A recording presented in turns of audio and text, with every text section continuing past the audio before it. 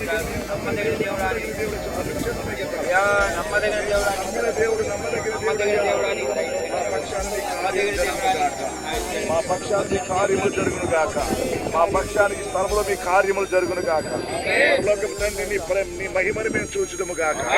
నీ ప్రత్యక్షత మేము చూచుదము గాక. ప్రజలకు మంచి ఆరోగ్యం ఇస్తున్నందుకు స్తోత్రాలు. ఈ గ్రామానికి మంచి ఆరోగ్యం ఇస్తున్నందుకు స్తోత్రాలు.